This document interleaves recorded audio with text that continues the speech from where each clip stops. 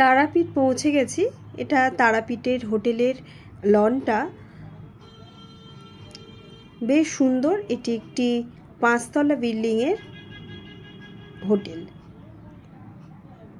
প্রচুর রুমস আছে এখানে, আর হোটেলটাও বেশ ভালো লেগেছে, মন্দিরের একদমই কাছে।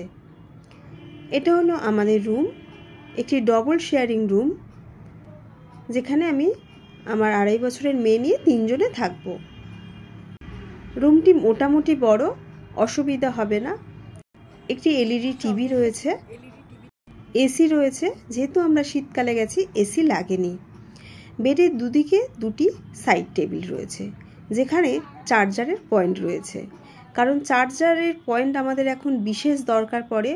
ফোন ছাড়া আমরা থাকতে পারি না, তো ফোনের চার্জারের জন্য কিন্তু অবশ্যই চার্জার পয়েন্ট দরকার। সাথে রয়েছে একটি বড় ওয়ার্ড্রপ। ওয়ার্ড্রপটিও বেশ পরিষ্কার পরিচ্ছন্ন এবং স্পেসিয়াস। সাইডে রয়েছে আরেকটি টেবিল, সামনে রয়েছে একটা মিরর, আর এটা রয়েছে একটি মিনি ফ্রিজ। টেবিলে রয়েছে একটি কেটলি, যেটা জল গরমে লাগবে, আর চা কফির সরঞ্জাম রয়েছে এবং বাথরুমের কিটও রয়েছে। একটা বেশ বড় ব্যালকনিও রয়েছে।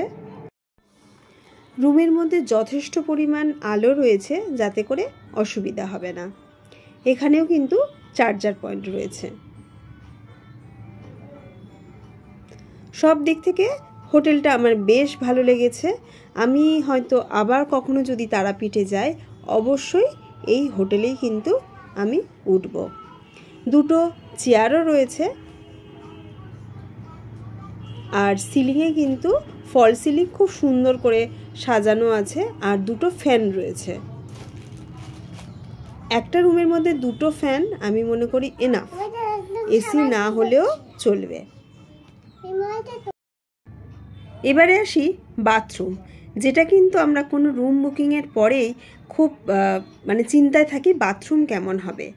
এটা হচ্ছে বাথরুম। বাথরুমে সব নিট অ্যান্ড ক্লিন, এবং যেটা বেশি দরকার শীতকালে গিজার, এটা কিন্তু 24 আওয়ার্স গরম জল পাওয়া গেছে।